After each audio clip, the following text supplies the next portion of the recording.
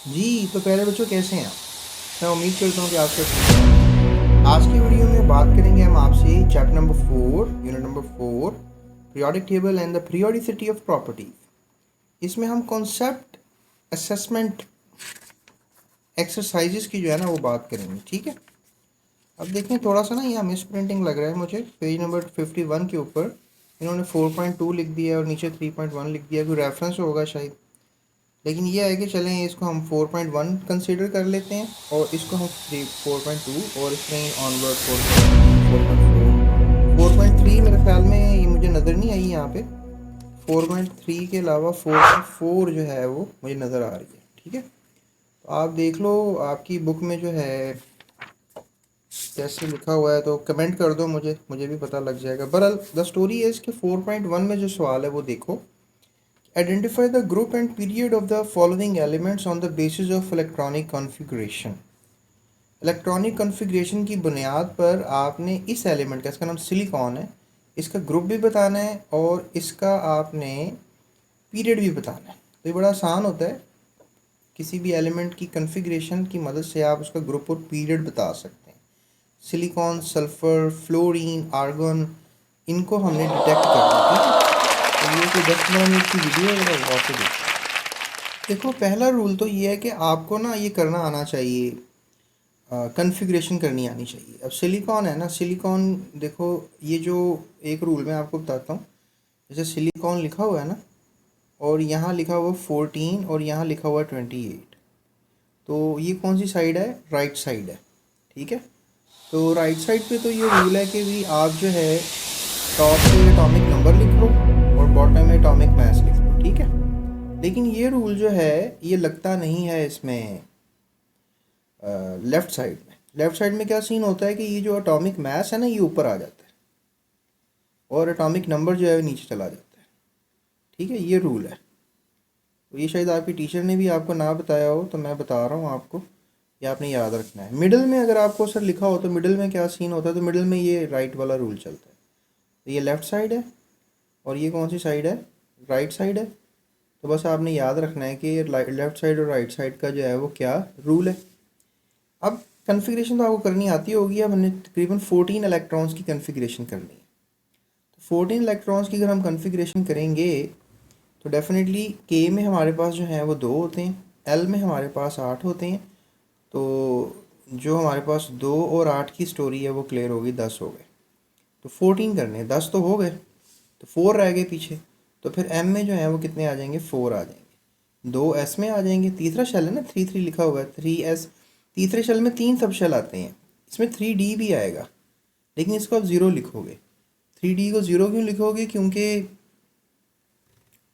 भाई there are no electrons, इसमें तो इलेक्ट्रॉन्स हैं ही ना डी में, क्योंकि हमारे पास बचे ही 4 थे। 2 एस में डाल दिए, 2 पी में डाल दिए। तो यहाँ पर क्या सिनेरियो हो रहा है कि हमारे पास एस में 2 हैं और एल में जो है वो 8 हैं और एम में 4 हैं। तो हमने इसको सेट करना है, इसको चेक करना है कि इसका पीरियड कौन सा है प्रोडक्ट टेबल में और प्रोडक्ट टेबल में इसका ग्रुप कौन सा है, ठीक है। ये हमने डिटेक्ट करना है।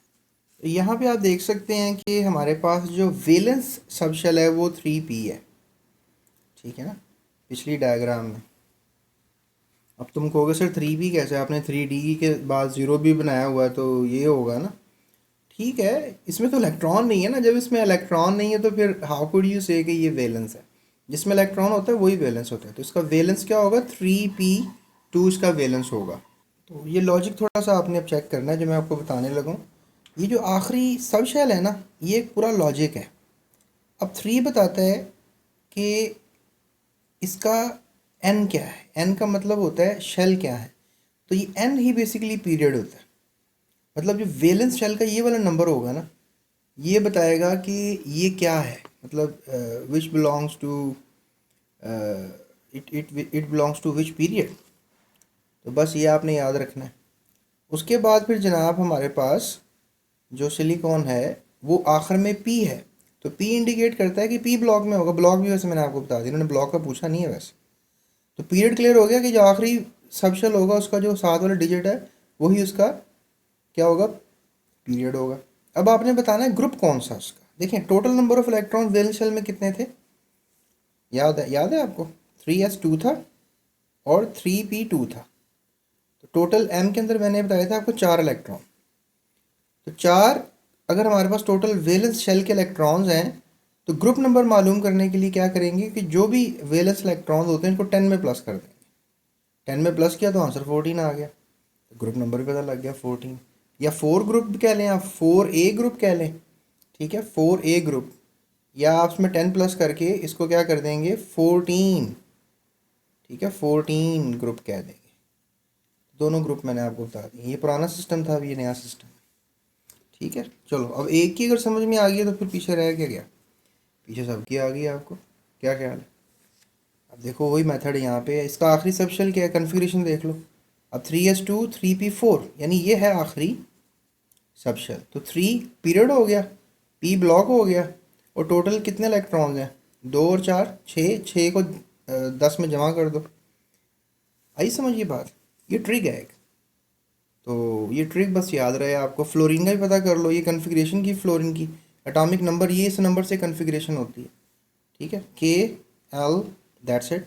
टोटल 9 इलेक्ट्रॉन है ना, के में 2 आ गए और 7 आ गए एल में, ठीक है। के में आ गए 2 और एल में कितने आ गए 8। लेकिन अभी हैं कितने इसके पास, क्योंकि 2 और 10 होते हैं, इसके पास तो 9 है। तो कितने हो गए, ये 7 हो गए, 7 ही हो गए ना। तो अब ये क्या है 2p5 यानी दूसरा पीरियड है, p ब्लॉक है, और 2 और 5 7, 7 प्लस 10 17 ग्रुप हो गया।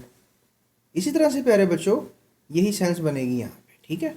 आपका जो आर्गन है वो 18 ग्रुप में होगा और p ब्लॉक में होगा और थर्ड पीरियड में होगा। अब तुमको कैसे नहीं कंफर्म करो ज़रा प्योर टेबल से, क्या सच बोल रहे हो? तो कोई मसला नहीं, हम कंफर्म कर लेते हैं। ये देखें आप, अभी आर्गन कौन से पीरियड में था, थर्ड में था ना। चलो यहाँ तो पीरियड लगाए नहीं हुए, लगा लेते हैं। 1 2 3 4 5 6, 1 2 3 4 5 6 और 7। ये देखो आर्गन किधर लग रहा है, थर्ड में लग रहा है ना। लिथियम देखो सेकंड में लग रहा है, फ्लोरीन देखो सेकंड में लग रहा है। ये वाला जो सारा सेक्शन है ना, ये वाला सारा section that is the P block, okay. और ये वाला सारा सेक्शन जो है ना यहाँ से लेके यहाँ तक, that is called the D block.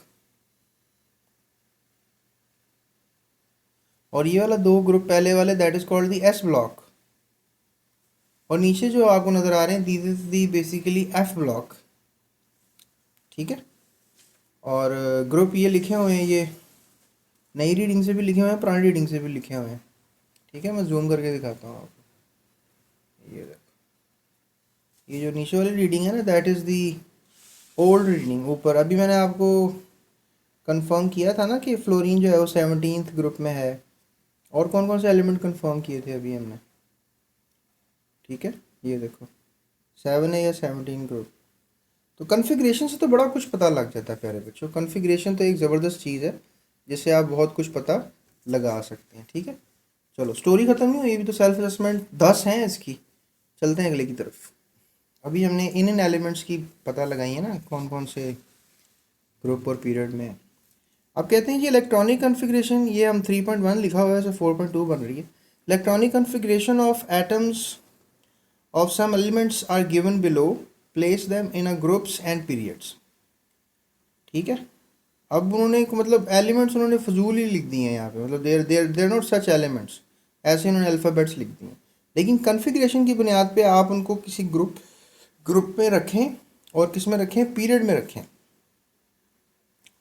तो देखो आखिरी हमारे पास ये शेल है, तो इसको किस में रखोगे, आखिरी में 2 सेकंड पीरियड में रख दोगे, और 2 + 2 4 + 10 14 ग्रुप में रखोगे। यानी ये 14 ग्रुप में जाएगा और सेकंड पीरियड में जाएगा और 14 ग्रुप में जाएगा। इस तरह ये किस में जाएगा, 1 पीरियड में, फर्स्ट पीरियड में जाएगा, और 2 + 10 12th ग्रुप में जाएगा। 1s2 है ना, तो 2 + 10 कितने हो गए 12th ग्रुप में जाएगा ये, ठीक है।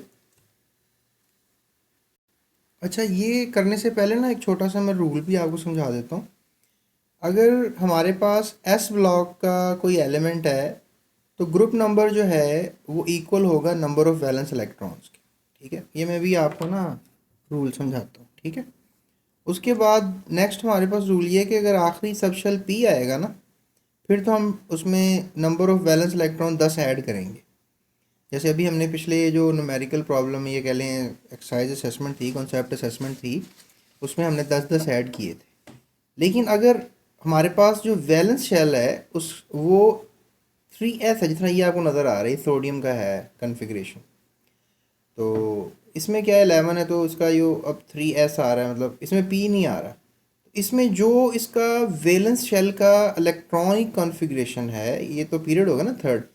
अब इसमें +10 नहीं करना हमने, मतलब इस नंबर के साथ +10 नहीं करना, ये उसी ग्रुप में होगा जो इसका वैलेंस शेल का इलेक्ट्रॉन होगा वो उसी ग्रुप में पाया जाएगा। सोडियम आपको पता है पहले ग्रुप में होता है। ठीक है, तो यहाँ पे अगर अब आप इसको देखें तो अब ये तो पहला पीरियड जो डिफाइन हो गया ना, अब इसका ग्रुप कौन सा लगाओगे। अब S2 का मतलब है कि S2 है, मतलब P तो आ नहीं रहा है इसके अंदर, तो ग्रुप 2 लगेगा। ठीक है, तो ये 2A ग्रुप में होना चाहिए, है ना। 2A ग्रुप में होना चाहिए ना, 2A ग्रुप जिसमें कैल्शियम मैग्नीशियम भी है। लेकिन याद रखो ये हीलियम की कन्फिग्रेशन है, हीलियम को हमने रखा हुआ है 8A ग्रुप में। ठीक है, किस में रखा हुआ है, 8A ग्रुप में रखा हुआ है। तो आपने इसको 8A में ही लगाना है। ठीक है, ये आपके पास टेबल आ गया। तो ये कौन सा एलिमेंट है आपके पास, R। तो R को आप इधर लगा देंगे। ठीक है प्यारे बच्चों, पहला जो था वो कौन सा था, P को आपने किस में लगाया, दूसरे पीरियड में, पहले ग्रुप में लगाया ना इसको, पहले ग्रुप में और 8वें ग्रुप में लगा दिया। ये तो मैंने आपको एम्बिग्यूटी बताई है। अब पहले को किस में लगाया आपने, 2 सेकंड पीरियड में और 14 ग्रुप में। ये पहला पीरियड है, ये दूसरा है, ये तीसरा है, ये चौथा है, ये पांचवा है, ये छठा और ये सातवां है। तो आपने कहाँ लगाना है इसको, दूसरे पीरियड में और 14th ग्रुप में, या इसको आप 14th ग्रुप कह लें, है ना। या और क्या कह सकते हैं, अभी मैंने आपको बताया था 14 ग्रुप कह सकते हैं, या क्या कह सकते हैं, 4A ग्रुप कह सकते हैं। ठीक है, 14 ग्रुप को आप 4A ग्रुप भी कह सकते हैं। तो 4A ग्रुप ये है, सेकंड पीरियड ये है, तो यहाँ लगेगा वो एलिमेंट, क्या नाम है इसका, क्या नाम है इसका, P। ठीक है, तो P को आपने यहाँ लगा दिया। ओके, उसके बाद हमारे पास T आ रहा है, T। तो T को कहाँ लगाएंगे, ठीक है, T का क्या है, सेकंड पीरियड और S1 यानी कि पहला ग्रुप, इसमें 10 ऐड नहीं करना आप। ठीक है, जब P आएगा तो 10, ये अब P आया ना नीचे, इसको इसमें 10 ऐड करेंगे, इसमें 10 ऐड करेंगे, इसमें 10, इसमें भी 10 ऐड नहीं करेंगे, इसमें 10 ऐड करेंगे, इसमें 10 ऐड करेंगे, इसमें 10 ऐड नहीं करेंगे। ये पहला ही ग्रुप है और दूसरा पीरियड है, दूसरा पीरियड पहला ग्रुप। ठीक है, दूसरा पीरियड पहला ग्रुप, और नाम क्या है इसका एलिमेंट का, क्या नाम है बताओ, क्या नाम है इसका, T। ठीक है, तो क्या लगाएंगे यहाँ पे, T। ओके, उसके बाद नेक्स्ट क्या है हमारे पास, ठीक है, X, तीसरा पीरियड, दूसरा ग्रुप। अब दूसरा तो नहीं होगा ना, ये P है, 10 ऐड कर देंगे, 12वां ग्रुप। 12वां की जगह क्या लिखेंगे, क्या लिखेंगे 12वें की जगह, 2A। ओके, पीरियड कौन सा, थर्ड पीरियड, और कौन सा एलिमेंट है, एक्सेस करूँ मैं आपको बताऊँ कौन सा एलिमेंट है, 2 + 2 4, 10, 10 + 2 12, 12 + 2 14, सिलिकॉन है। ठीक है, कौन सा एलिमेंट है, सिलिकॉन। तो इसको पूरे को ऐड करेंगे, सॉरी, ये जब हमारे पास पहला शेल, पहला शेल, दूसरा शेल, ये तीसरा शेल, P आ जाएगा तो पूरे शेल के इलेक्ट्रॉन देखोगे आप। ओके, पूरे शेल के इलेक्ट्रॉन, लिहाजा पूरे शेल में कितने इलेक्ट्रॉन है, 4, 4 + 10 14, ये 4A में जाएगा, not 2A। Third period 4A, third period 4A, 14 बन रहा है ना, 4A में जाएगा। थर्ड पीरियड 4a यहाँ क्या नाम है इसका? इसका नाम है x। x को यहाँ लगा दो। ओके, उसके बाद जनाब हमारे पास कौन सा एलिमेंट है? z। क्या करोगे यहाँ पे? ये हमारे पास शेल है और ये शेल है, ठीक है, और ये शेल है k और l। तो कितने इलेक्ट्रॉन हो गए? 3, 13। तो क्या होगा? 3a और क्या होगा? 2 second period 3a। Second period में 3a में, ये सेकेंड पीरियड है, ये 3a है। क्या नाम है इसका? z। इसका नाम z है, तो इसका नाम क्या है? z। 3a में लग गया, ठीक है। उसके बाद इनको कर लेते हैं 1 स्क्वायर। ये क्या हो गया? ये कुछ गड़बड़ लग रही है यहाँ। हाँ, गड़बड़ है ना? ये तो उसमें सही नहीं लग रही कॉन्फ़िगरेशन, क्योंकि अगर क्यू की करनी भी चाहेंगे कैसे करेंगे? 1s2 2s2 2p1। ओके, यहाँ क्या लिख दिया इन्होंने?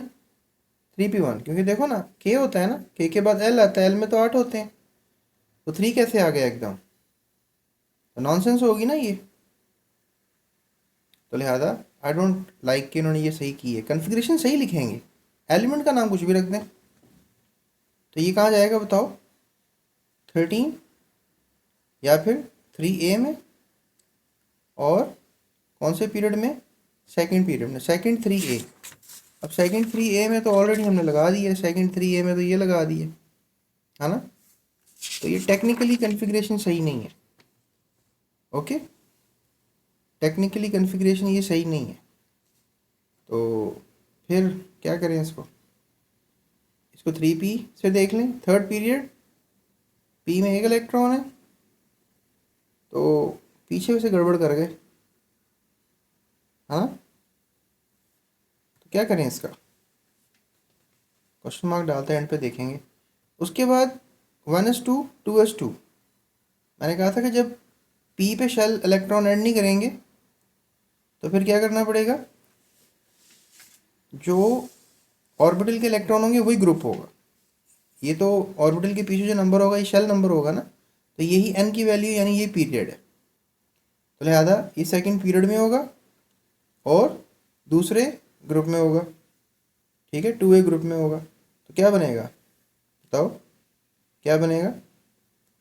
2 2a 2 2a, ये देखो 2 2a यहाँ लगेगा। तो ये क्या लगेगा? क्या नाम है इसका? s।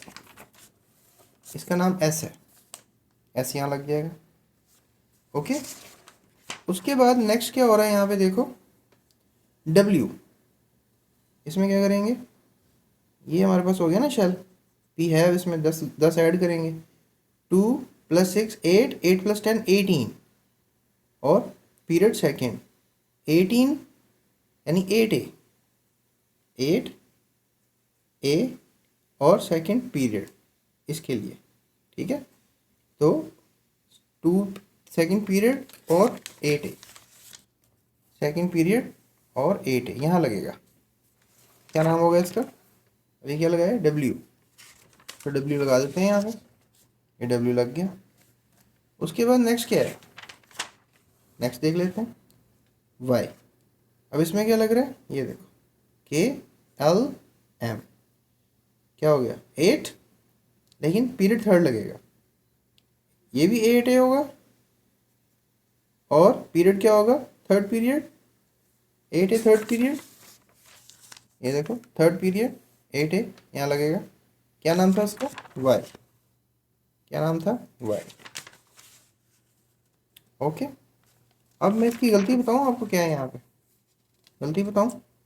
यहाँ पे ऐसा करते हैं, इसको कर लेते हैं खुद। 1s2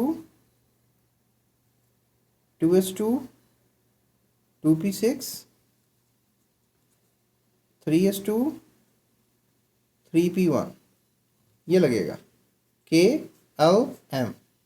तो इसमें कितने लगेंगे 13, तो ये होगा 3A और पीरियड कौन सा होगा 3 पीरियड में 3A में लगाएंगे 3 पीरियड 3A में यहाँ पे लगेगा प्यारे बच्चों ये, क्योंकि इन्होंने यहाँ पर गड़बड़ कर दी सेटिंग में, इसलिए आपको कन्फ्यूजन हो सकती है। तो क्यू कहाँ लगेगा, जब ये डॉट लगाया मैंने क्यू यहाँ लगेगा, कन्फिग्रेशन में सही करके दिया आपको क्यू। ठीक है, अपने टीचर से जाके डिस्कस कर लेना, गलत नहीं करते, ठीक है, बात समझ के करते हैं, कोई एरर हो तो निकाल लेते हैं। चलो अब ये हो गई हमारी असेसमेंट 3.1 या फिर 4.2 हो गई। 4.3 में देख रहा था इसमें नहीं है, तो अब हम करते हैं 4.4। 4.4 का क्या सवाल है, obtain the valence shell configuration of aluminium and sulphur from their position in the periodic table. अब हमने पीरियोडिक टेबल की मदद से इनकी वैलेंस शेल कन्फिग्रेशन पता करनी है। तो कैसे होगा ये देखो, पहले हम एल्यूमिनियम की करते हैं KLM। इसमें आपको पता है 13 इलेक्ट्रॉन होते हैं, 1s2 2s2 2p6 3s2 3p1, valence shell में 3 आ गए। अब क्या सिनेरियो हो रहा है कि वैलेंस शेल में जो है M में, उसमें हमें नज़र आ रहा है कि कन्फिग्रेशन है 3s2 3p1, ठीक है, और इसकी N की वैल्यू क्या नज़र आ रही है 3 नज़र आ रही है। So aluminium is present the third period, clear, जो P के साथ वैल्यू वो पीरियड हो जाएगा। Since total number of electron in the valence sub shell is 2 + 1, तो आगे 10 में ऐड कर देंगे, P और 10 में ऐड करना होता है, तो क्या 13 हो गया, तो 13 3A ग्रुप हो गया या 13 ग्रुप हो गया, क्या ख्याल है 3A ग्रुप हो गया या फिर कौन सा ग्रुप हो गया 13th ग्रुप हो गया। पुराने सिस्टम से कर लो, नए सिस्टम से कर लो। उसके बाद सल्फ़र आ गया, वही सेटिंग लगेगी इसको भी, और इस तरीके से इसको भी हम हल कर लेंगे, ठीक है। उसके बाद बेटा सवाल कर रहे हैं 4.5 में पेज नंबर 56 पे, choose the element whose atoms you can expect to have smaller shielding effect. अब शील्डिंग इफेक्ट का टॉपिक पढ़कर आपने ये टॉपिक करना है। तो शील्डिंग इफेक्ट क्या होता है कि जब एटम बड़ा हो तो आउटर शेल इलेक्ट्रॉन्स को एनर्जी कम मिलती है कि उसको न्यूक्लियस होल्ड करके रखे। चेक कर लेते हैं इसमें किस में शील्डिंग इफेक्ट ज़्यादा होता है। याद रखो बड़े एटम में शील्डिंग इफेक्ट ज़्यादा होता है, छोटे एटम में शील्डिंग इफेक्ट बहुत कम होता है। तो इसका जवाब अगर हम देखेंगे तो फ्लोरीन और क्लोरीन है, तो फ्लोरीन एटम के अंदर छोटा एटम है, उसकी शील्डिंग इफेक्ट कम होगी, laser number of inner electrons भी होंगे कंपेयर टू क्लोरीन, ठीक है। और मैं आपको बता भी देता हूँ कि जो फ्लोरीन है वो 9th एलिमेंट है और क्लोरीन जो है वो 17th एलिमेंट है।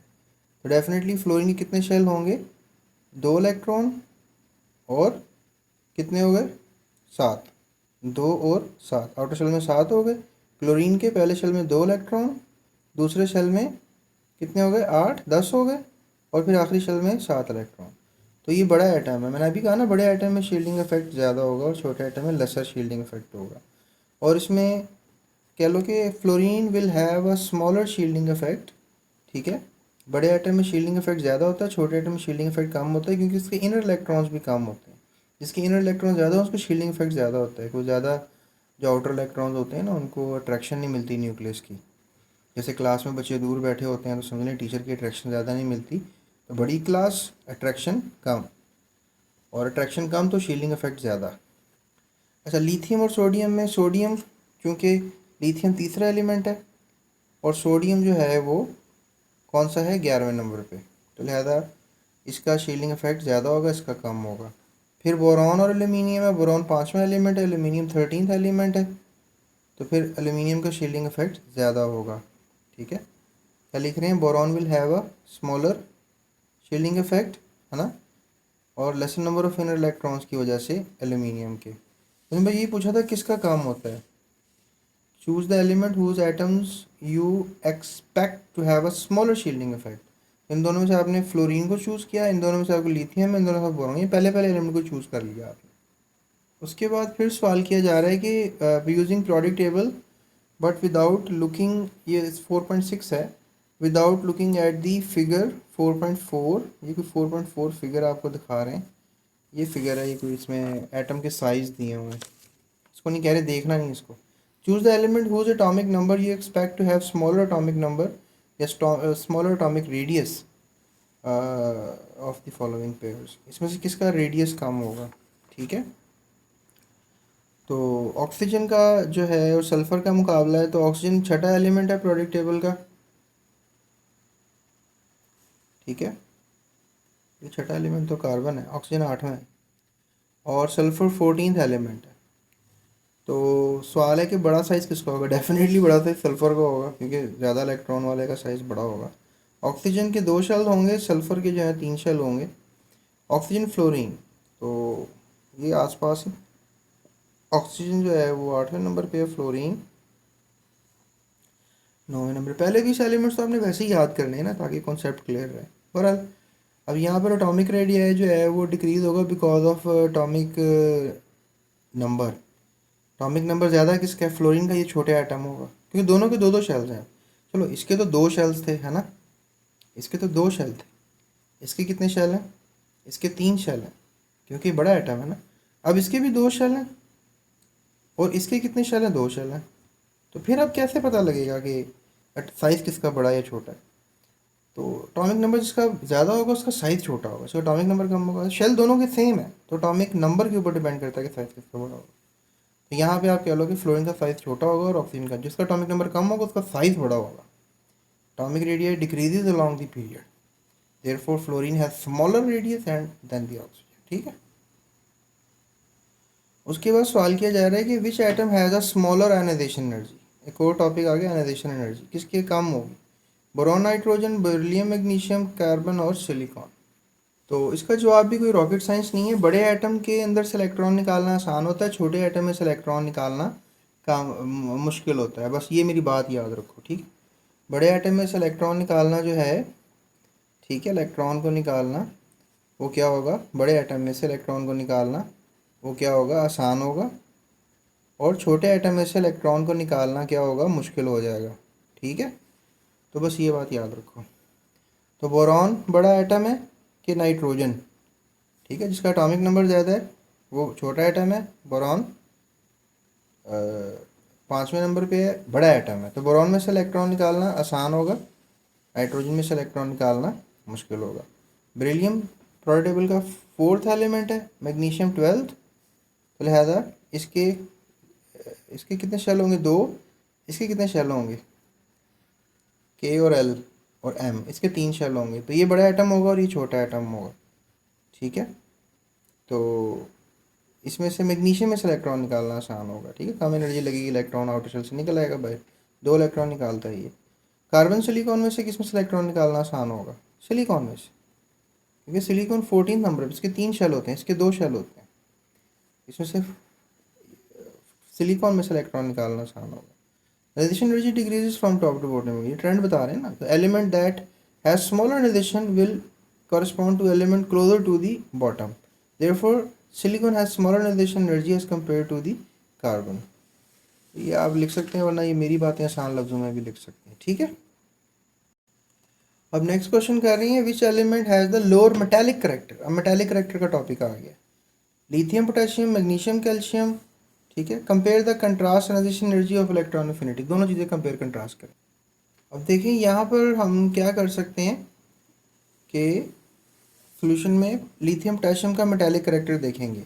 ज़्यादा अच्छा मेटल कौन सा जो ज़्यादा अच्छे फ्री मोबाइल इलेक्ट्रॉन्स दे सकता है? याद रखिएगा। तो ज़्यादा फ्री अच्छा मोबाइल इलेक्ट्रॉन कौन दे सकता है? पोटाशियम। तो लिथियम का लोअर मेटालिक करेक्टर रहेगा पोटाशियम से। मैग्नीशियम, कैल्शियम ये 12वें पे है और ये 20वें नंबर पे है, तो बड़ा एटम कैल्शियम है। तो ये क्या करेगा? ज़्यादा इलेक्ट्रॉन आउट कर सकता है अपने एटम में से, तो ज़्यादा अच्छा मोबाइल इलेक्ट्रॉन देगा। इसलिए इसको आप कह सकते हो कि इसका मेटालिक करेक्टर ज़्यादा होगा। याद रखो, मेटालिक करेक्टर इलेक्ट्रॉन्स की मूवमेंट पर डिपेंड करता है। जितने ज़्यादा कोई इलेक्ट्रॉन दे सकता है, आउटर शेल से निकाल सकता है, जितना बड़ा साइज एटम होगा उतना अच्छा मेटल होगा वो। ठीक है, नॉन मेटल अच्छा कौन सा होगा? जो छोटे साइज का होगा। तो क्या था? Compare contrast ionization energy electron affinity. तो ये मैंने आपके लिए कुछ बना दी हैं कॉलम्स। ठीक है, वैसे डिस्क्रिप्शन में लिंक है, आप वहाँ से भी नोट्स मेरे डाउनलोड कर सकते हो, इससे भी आसान लफ्ज़ों में मैंने लिखे हुए। तो that is how you can compare and contrast the ionization energy and electron affinity, जो आपने पढ़ा होगा टॉपिक डेफिनेटली। और वैसे भी अगर आपने समझना है ना ये टॉपिक, तो आप ionization energy space GS academy लिखो, मेरा आपको प्रॉपर लेक्चर मिल जाएगा। या electron affinity space GS academy लिखो, मेरा लेक्चर आपको मिल जाएगा। वो आराम से तसल्ली से समझो आप, मैंने बड़ी मेहनत की हुई है। ठीक है, तो अब यहाँ पर देखो ये सवाल क्या कर रहे हैं, विच ऑफ द 4.9 लिखा हुआ according to page number 66, which of the following displacement reaction will occur. इसमें से डिस्प्लेसमेंट रिएक्शन किस में अकर करेगा। ये कुछ रिएक्शंस हैं, इनमें से देखना है डिस्प्लेसमेंट रिएक्शन, एक डेफिनेशन है, ये करते हैं। अच्छा याद रखो, डिस्प्लेसमेंट रिएक्शन तब होता है जब कोई एटम ज़्यादा रिएक्टिव होता है और वो फ्री स्टेट में हो, और दूसरा कम रिएक्टिव हो और वो कंबाइंड स्टेट में हो। यहाँ से फ्लोरीन ज़्यादा रिएक्टिव एलिमेंट है। इसका कंपैरिजन हम करते हैं फ्लोरीन की इलेक्ट्रोनेगेटिविटी से। सबसे ज़्यादा इलेक्ट्रोनेगेटिव फ्लोरीन की होती है 4.0। ये बोर्ड में ना आपको एमसीक्यू आ सकता है। तो अब याद रखो कि फ्लोरीन तो ऑलरेडी जुड़ा हुआ है सोडियम के साथ, तो क्लोरीन की इलेक्ट्रोनेगेटिविटी तो कम है। तो ये गैस आप इस कंपाउंड के साथ रिएक्ट करवाने की कोशिश भी करोगे तो कुछ भी नहीं होगा, ठीक है ना। तो यू कैन से कि it will be quite tough for chlorine to react with sodium. तो फ्लोरीन इसको पकड़े रखेगा, तो रिएक्शन इतना आसान नहीं है। So which of the following shows the displacement reaction. तो ये वैसे इन्होंने शो कर दिया कि क्लोरीन से रिएक्शन करा दिया और फ्लोरीन को फ्री कर दिया। तो इसका मैं आपको स्टेटमेंट बताता हूँ। तो यहाँ पे स्टेटमेंट ये कि नहीं होगा रिएक्शन, क्योंकि रिएक्टिविटी ऑफ हैलोजेंस ये है, डिक्रीज करती है। So therefore chlorine will not oxidize with fluorine. ठीक है, वो जो रिएक्शन थ्योरेटिकल था ना, वो तो वैसे ही करके दिखा दिया आपको, तो वो गलत लिखा हुआ है। अब ब्रोमीन और आयोडीन है। अब ब्रोमीन ज़्यादा रिएक्टिव है और आयोडीन कम रिएक्टिव है। तो फिर ब्रोमीन कहेगा पोटेशियम को तुम मेरे से बॉन्ड बना लो, आयोडीन को अकेला छोड़ दो। तो मैं क्या लिखूंगा, डिस्प्लेसमेंट रिएक्शन में लगकर। अब आयोडीन और ब्रोमीन है, आयोडीन लेस रिएक्टिव है, ब्रोमीन ज़्यादा रिएक्टिव है, इसलिए उसने पोटेशियम से बॉन्ड बनाया हुआ है। तो आयोडीन को आगे कहेगा भी ब्रोमीन मैंने रिएक्शन करना है पोटेशियम से, वो कहेगा भाई मैं ज़्यादा रिएक्टिव हूँ, तुम लेस रिएक्टिव हो, तो डोंट कम टू मी। तो पोटेशियम जो है, ब्रोमीन जो है वो पोटेशियम से रिएक्शन करके रखेगा, यहाँ डिस्प्लेसमेंट रिएक्शन नहीं होगा। इफ़ यू से कि क्लोरीन और ब्रोमीन का मुकाबला, तो क्लोरीन ज़्यादा रिएक्टिव है और ब्रोमीन कम रिएक्टिव है, तो फिर क्लोरीन ब्रोमीन से रिएक्टिव होने की बुनियाद पर पोटेशियम से रिएक्शन कर जाएगा, KCl और Br फ्री हो जाएगा, तो रिएक्शन भी लगकर। ठीक है, इसी तरह से हम पांचवा रिएक्शन भी ले सकते हैं, चौथा भी ले सकते हैं।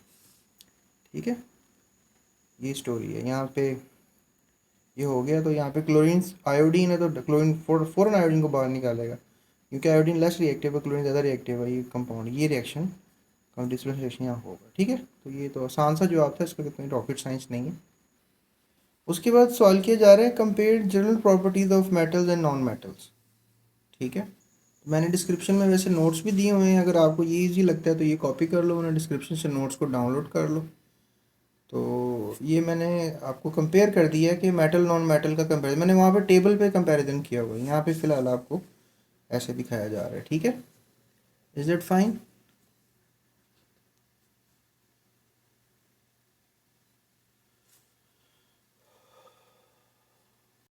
तो ये करैक्टर्स तो आपको वैसे आने चाहिए, मेटल्स का, नॉन मेटल्स का, कंडक्टिविटी लेकर thermal conductivity, density, melting boiling point, malleability, ductility, lustre, reactivity, oxidation. उसके बाद कुछ एग्जांपल्स आपको पता होनी चाहिए, मस्ट पता होनी चाहिए ये कम से कम।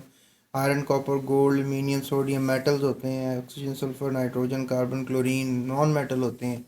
ठीक है प्यारे बच्चों, तो ये वीडियो मैंने आपके लिए बना दी सारी सेल्फ असेसमेंट की, एंड आई होप कि आप कर लोगे इसको। ठीक है, अच्छी तरह से कर लो, और best of luck for your exams. अपना ख्याल रखो, इस वीडियो को अपने दोस्तों के साथ शेयर करो, और खुश रहो, खेलते रहो, मुस्कुराते रहो, ज़िंदगी को एंजॉय करते रहो, और पढ़ो, ध्यान से पढ़ो। और आई होप, मैं आपके लिए दुआ करता हूँ आपका A+ आए, और मेरे लिए भी दुआ किया करें, और चैनल को सब्सक्राइब लाजमी कीजिए। ठीक है, अल्लाह हाफिज़, टेक केयर।